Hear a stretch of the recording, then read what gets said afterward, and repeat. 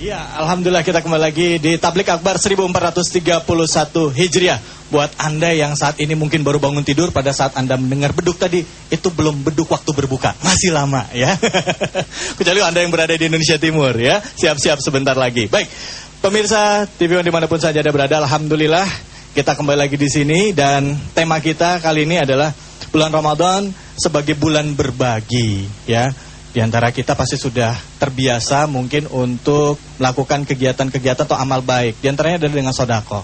Tapi seberapa banyak kita yang sadar tentang penting sodako itu sendiri.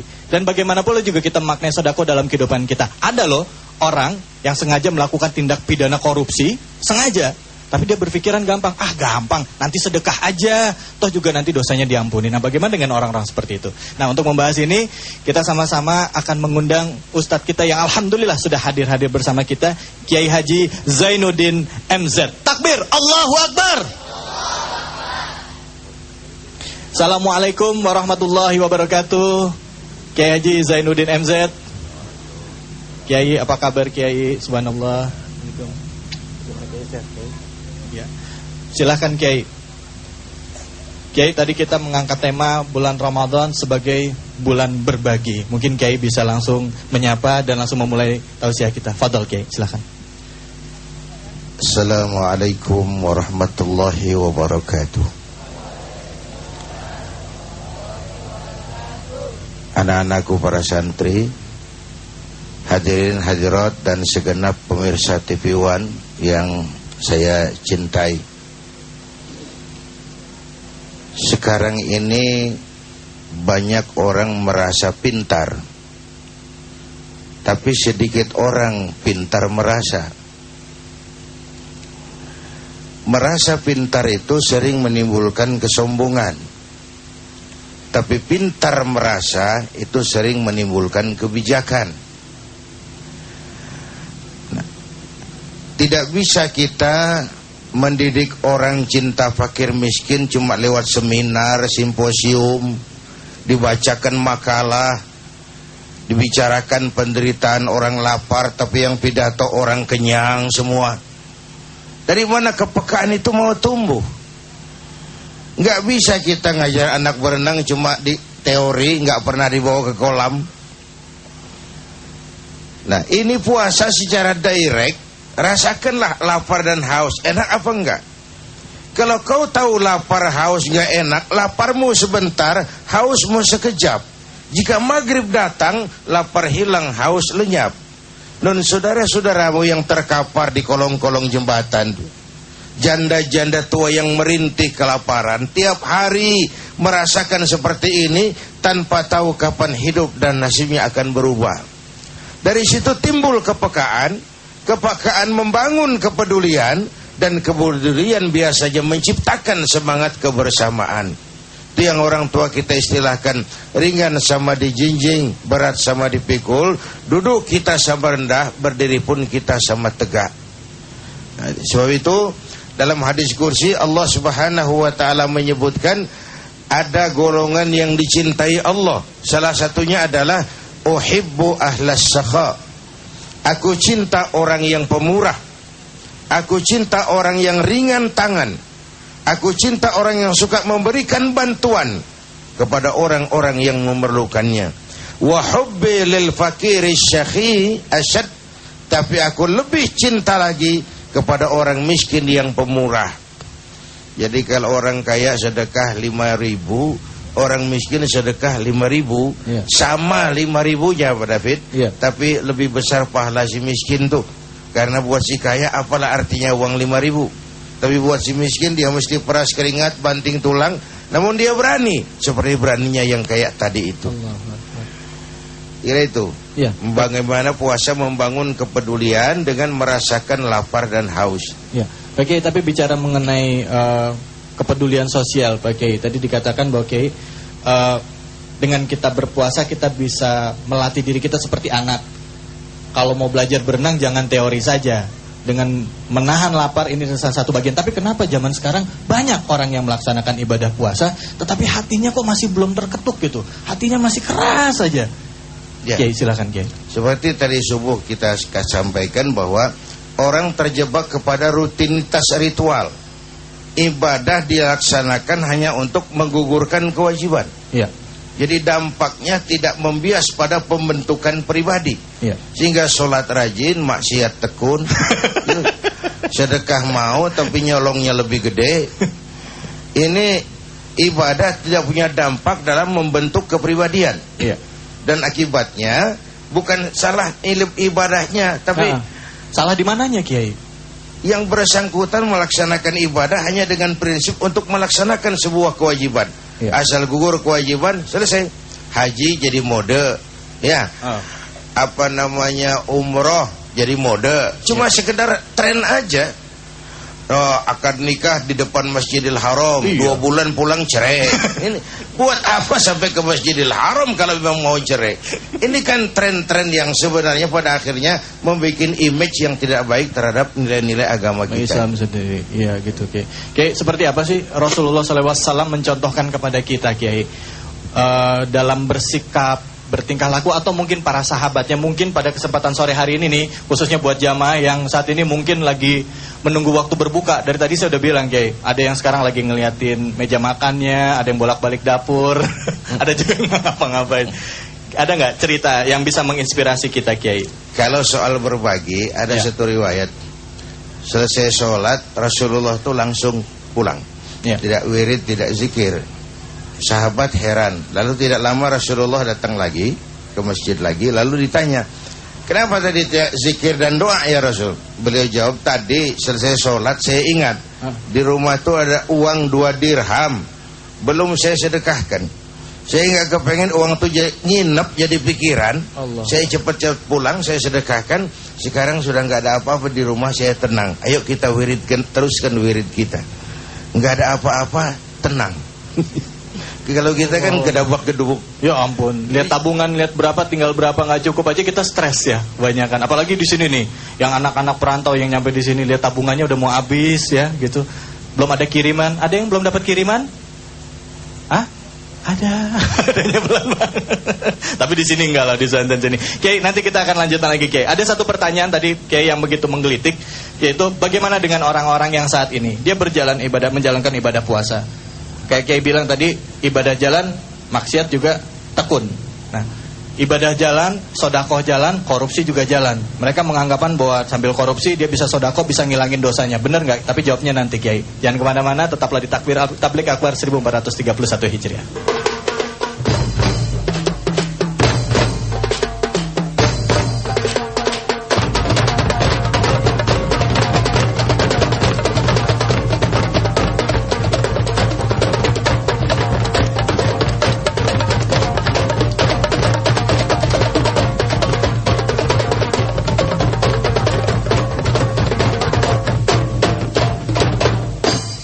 Alhamdulillah kita kembali lagi di Tablik Akbar 1431 Hijriah. Tentunya persembahan dari TV One. Buat Anda yang menantikan hadiah, jangan khawatir. Nanti di akhir acara atau di penghujung acara ini kami akan bagi-bagikan hadiah yang merupakan persembahan dari Top One Oil Action Matic, uang senilai 1 juta rupiah setiap hari untuk pemirsa yang ada di rumah.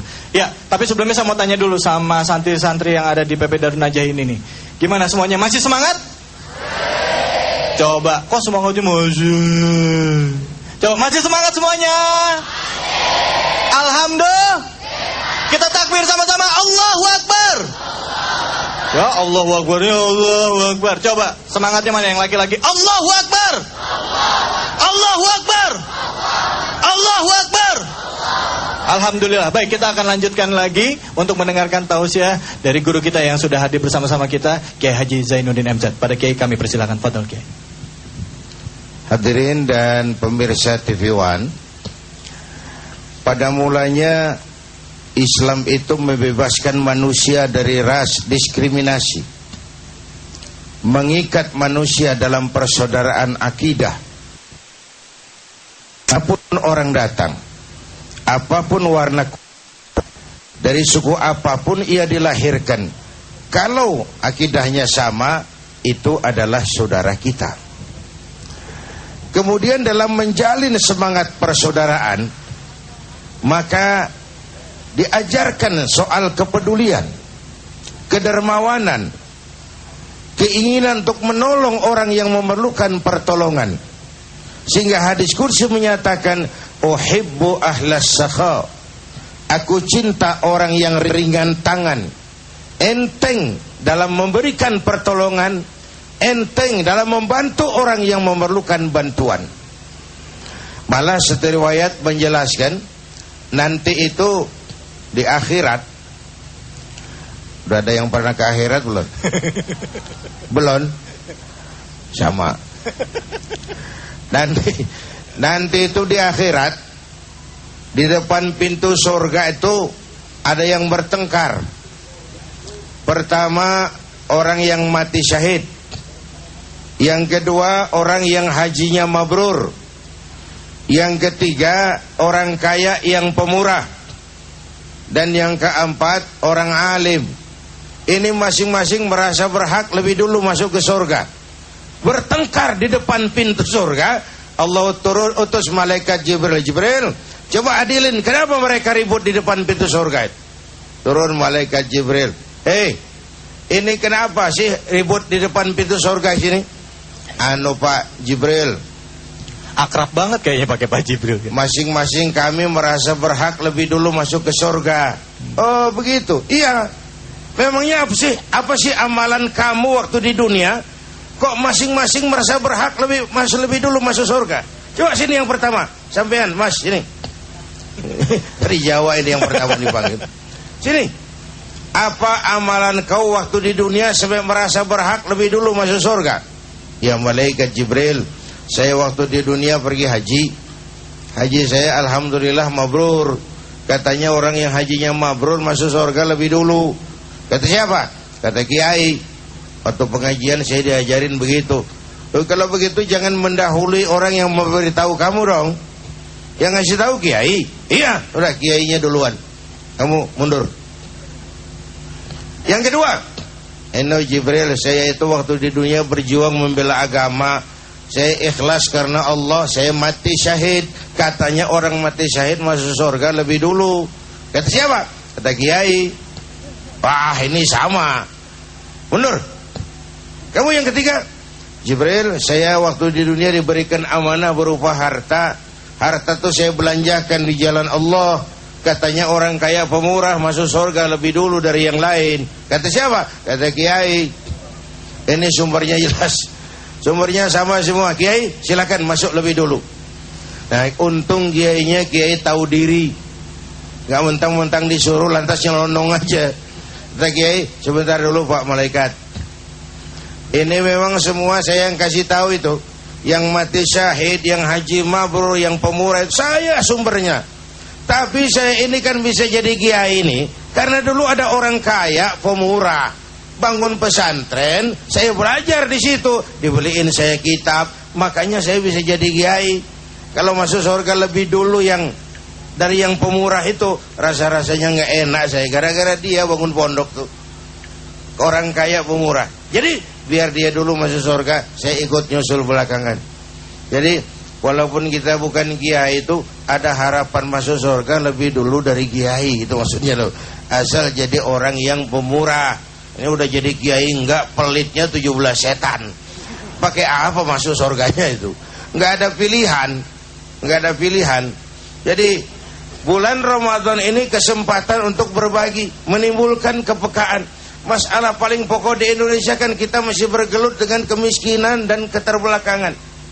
Yang padahal sebagai negara yang besar dan kaya, sudah tidak pantas Indonesia bicara soal kemiskinan.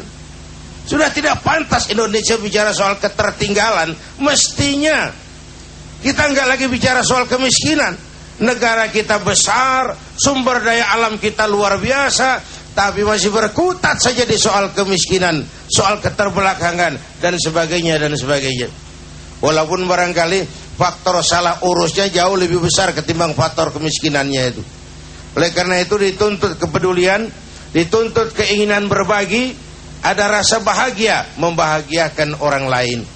Sehingga pelaksanaan daripada ibadah puasa membuat bias dalam kehidupan, membangun manusia yang punya kepedulian sosial yang tinggi, punya empati. Sekali lagi, kepekaan menimbulkan kepedulian, Kepedulian melahirkan semangat kebersamaan, dan kebersamaan itulah yang sangat kita perlukan sekarang ini. Sehingga berdua pasti lebih baik daripada sendiri, bertiga pasti lebih baik daripada berdua. Semakin banyak kita bergabung, semakin kuat kita untuk kemaslahatan umat di masa yang akan datang. Yang itu, Bung David. Baik, Kiai. Tadi pertanyaan saya belum terjawab, Kiai, mengenai ada orang yang beranggapan bahwa sedekah itu kan bisa menghapuskan dosa. Betul ya? Jadi karena dia tahu sedekah itu bisa menghapuskan dosa, jadi maksiatnya juga jalan terus, korupsinya jalan terus. Toh juga nanti dengan dia bersedekah bisa menghilangkan dosa-dosanya. Nah, apakah itu betul, Kiai? Tapi nanti jawabnya Kiai ya. Baik pemirsa, kita akan lanjutkan lagi. Nanti kami juga akan berikan kesempatan kepada Anda ya untuk mendapatkan hadiah ya, persembahan dari Top One tentunya. Dan bagi Anda yang saat ini mungkin berada di Indonesia Timur ya, entah sekarang sudah berbuka atau siap-siap untuk berbuka puasa ya. Jadi jangan lupa setelah berbuka puasa lakukan langsung sholat maghrib ya. Jangan kemana-mana, kita akan lanjutkan lagi ya. Tetaplah di Tablik Akbar Ramadan 1431 Hijriah.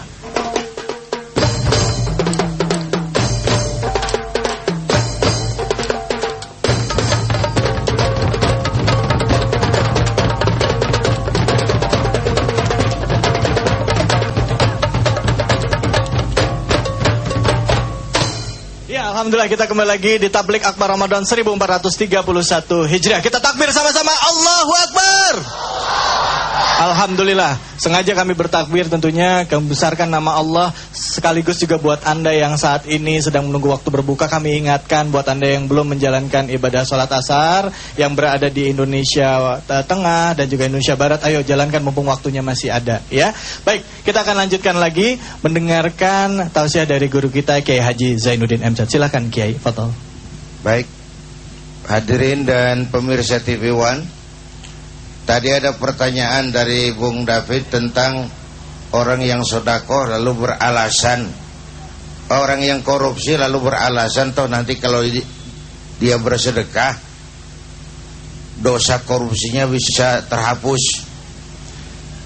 Memang ada hadis yang mengajarkan zakku amwalakum bizzakah, bersihkan hartamu dengan zakat. Kata-kata membersihkan itu memberikan gambaran tentang sesuatu yang pada awalnya memang bersih lalu terkena kotoran. Itu yang bisa dibersihkan. Sarung saya kena kain, sarung saya kena tanah. Iya, supaya kelihatan diperhatiin, enggak gitu aja. Sarung saya kena kotoran. Nah itu sarungnya yang bisa dibersihkan. Tapi kalau kotorannya sendiri kan nggak bisa dibersihkan. Memang kotoran.